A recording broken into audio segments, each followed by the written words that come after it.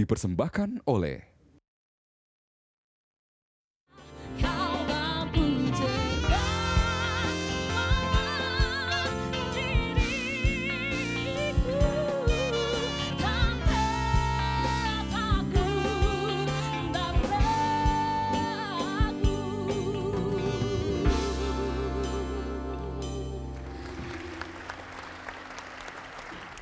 Ya, kembali di Deka Show Spesial, kita masih bersama Pak Agus Martowardoyo. Ya, Ruth tadi cerita soal malang melintang di dunia perbankan, udah, terus kemudian ke unicorn, Iya.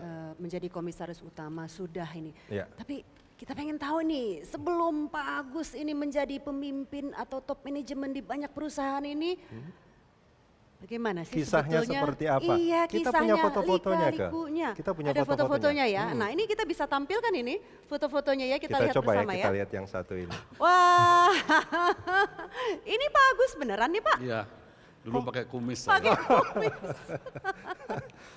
Ini Tahun berapa ini Pak? Ini nggak lupa kan Pak? 91 Waktu lah. nikahan. 91 ya? Ini foto pernikahan betul? Enggak, ini datang ke pernikahannya kawan. Datang ke pernikahannya, oke. Ternyata Pak Agus itu dulu sebetulnya cocok jadi host atau jadi penyiar berita ya. Jadi aktor juga cocok ini kelihatannya. Oke. Masih ada foto lainnya nih Rudi? Kita masih punya foto yang lain, ini dia. Ini foto bareng keluarga.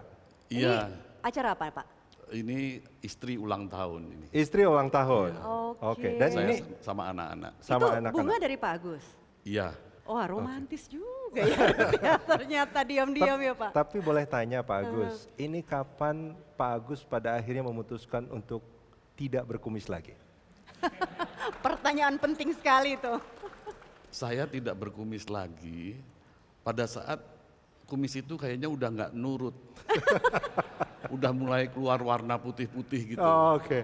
Jadi mungkin saatnya dia dipanen udah. Pak pernah tanya nggak sama Ibu, lebih bagus pakai kumis atau enggak? Saya lupa bertanya itu.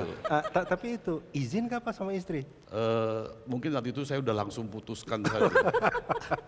Mengambil keputusan. Kita juga punya foto yang lain. Ini foto Wisuda, ini Iya, ini anak saya yang putra ya Pak ya? kedua, dia wisuda S2 di mana ini Pak? di Melbourne di Monash University. Oke. Oke, keluarga datang ke sana ya Pak ya? Iya, iya. Kita masih punya satu foto lagi. Nah ini kayaknya foto ini- liburan ini. ini Tadi ya. terjawab pertanyaan Rudi soal liburan. Pernah juga liburan nggak gitu? Ternyata pernah Pak ya. Ini foto liburan. Iya, foto liburan. Ya? Ini tahun berapa ingat gak Pak? Ini mungkin tahun 2 tahun yang lalu. 2 tahun yang Iya. lalu ya. Alhamdulillah pernah liburan ya Pak Iya. ya.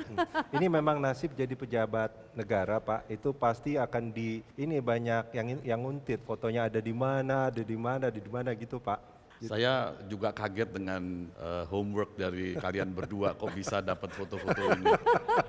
Nah, Pak Agus, ini selain Pak Agus memimpin sebuah perusahaan, Pak Agus juga kan kepala keluarga. Nah, ada nggak semacam apa namanya etos kerja atau apapun yang Pak Agus apa istilahnya sampaikan mungkin ke anak-anak supaya jika kamu besar nanti kamu juga harusnya seperti ini. Mungkin etos kerja yang saya sampaikan adalah tentang pentingnya mereka untuk menguasai keahlian dan yang paling utama adalah membangun karakter ya karena di karakter itu yang nanti akan menjadi penilaian dari masyarakat luas kepada anak-anak saya itu. Dan karakter yang utama adalah seperti integritasnya, kejujurannya, disiplinnya, konsistensinya. Jadi kalau dia sudah punya keahlian dan karakter, dia juga harus niat untuk menjadi seorang yang nantinya mandiri. Artinya tidak menjadi orang yang kemudian menjadi beban bagi orang lain atau tidak bisa membangun independensi dari pribadi atau keluarganya. Jadi saya lebih banyak berkomunikasi seperti itu. Gitu. Pak Agus, ini kalau kita bicara soal etos kerja secara teori mungkin mudah Pak ya. Kita baca, oh kita tahu ini etos kerja yang dibutuhkan, ini yang baik. Tapi secara praktek banyak yang bilang sebetulnya sulit kita membangun etos kerja di lembaga kita. Benar nggak seperti itu, Pak? Saya merasa tidak. Tidak. Jadi kembali kepada tanggung jawab seorang pemimpin. Jadi kalau tadi saya katakan, kalau seorang pemimpin itu sudah ingin memperbaiki institusinya, seperti kita lihat IPC sudah mencanangkan visi akan menjadi world class port dan senantiasa unggul di bidang pelayanan maupun di bidang logistik gitu. Menurut saya itu visi yang betul, karena kalau kita mau bandingkan dengan perusahaan pelabuhan di Indonesia, mungkin kita sudah yang terbaik.